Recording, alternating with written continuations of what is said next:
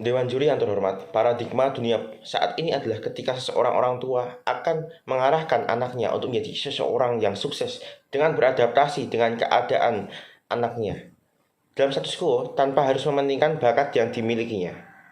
Paradigma tim pemerintah yang membawa argumen bahwa harus mendorong seseorang individu untuk menggapai mimpinya di bidang seni sesuai dengan bakatnya dan fokus pada hak setiap individu. Perbandingannya dengan di tempat kami, di mana seseorang bekerja tidak harus sesuai passion, seperti seseorang berbakat di bidang seni, harus bekerja juga di bidang tersebut.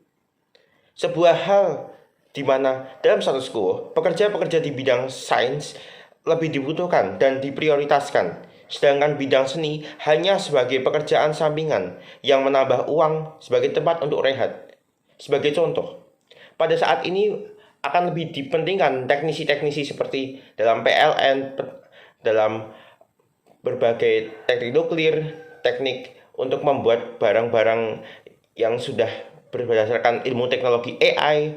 Sedangkan pekerja seni hanya mereka akan seperti menyanyi, melukis, menari, menggambar. Itu akan hal yang cukup akan terbelakang, akan terkesampingkan oleh pekerja-pekerja yang saat ini sangat dibutuhkan. Bahkan banyak robot-robot yang baru yang dibuat oleh para pekerja-pekerja sains. Maka dalam hal itu, kami bangga menjadi sebagai tim oposisi. Pahamilah, narasi kewajiban orang tua memaksimalkan anaknya di bidang seni yang dimilikinya merupakan narasi yang mendorong melalui usaha sementara dalam jangka waktu pendek. Mereka tidak bisa berpikir secara konkret realistis. Jika memahami keterpakaian bidang tersebut dalam kehidupan yang saat ini telah dikuasai oleh ilmu teknologi, banyak orang tidak mau berpikir jangka panjang bahwa hal yang mereka lakukan hanya berdampak sementara. Dan itu bukanlah hal yang baik-baik saja, karena dalam jangka waktu yang panjang mereka mungkin akan kehilangan pekerjaan, mungkin tidak bisa berganti profesi, karena mereka hanya fokus pada seni saja. Yang mana sudah kami sampaikan pada saat tadi. Apabila seseorang memiliki target yang realistis, kehidupan masyarakat yang ingin mendukung, dan lain-lainnya, perlunya adanya pandangan positif bahwa pekerja-pekerja di bidang seni merupakan penting.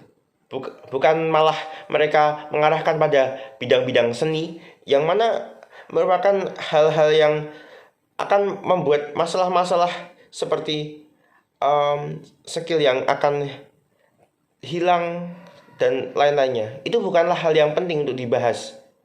Karena skill saat ini akan lebih terpakai jika seseorang mampu untuk bisa menggunakan skill tersebut dalam bidang-bidang yang sangat diprioritaskan. Bukan hanya untuk sarana-sarana yang sampingan saja, seperti menghibur seseorang atau membuat sebuah candaan komedian untuk membuat seseorang bisa baik secara psikologinya.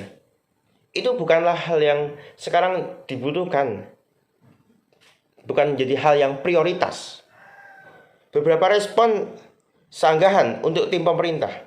Yang pertama, mereka itu lucu karena mereka membawa kasus seperti prinsip moral sebagai acuan dalam mendukung seseorang fokus pada bidang seni. Padahal prinsip moral yang mana mereka mengatakan bahwa pendidikan itu merupakan hal yang utama jika dapat diregenerasikan antara satu generasi dengan generasi lainnya. Itu bukan jadi sesuatu hal yang bisa dikomparasikan antara bidang seni dan bidang sains. Justru kami dapat mengflip bahwa pendidikan yang diregenerasikan itu pada status quo berbeda antara generasi satu dengan generasi lainnya. Malahan jika bisa memanfaatkan situasi, seseorang akan memilih bidang sains untuk pendidikannya karena prospek kerjanya yang lebih penting dan lebih diutamakan, sehingga mudah untuk mencari pekerjaan. Apabila di satu pekerjaan mereka akan hilang, maka di pekerjaan lainnya mereka akan mudah untuk berganti secara berkelanjutan. Tidak perlu mereka harus memikir lama, harus jadi pengangguran, tidak bisa memenuhi martabat hidupnya sebagai seorang manusia yang merdeka. mereka jadi seseorang yang mungkin akan terpinggirkan. Itu tidak terjadi jika seseorang memilih cara realistis. Lalu mereka tim pemerintah mengatakan bahwa bidang-bidang seni itu hanya berlaku karena mereka mengikuti tren di iklan dan lain-lainnya. Itu merupakan sesuatu yang tidak bisa dibenarkan.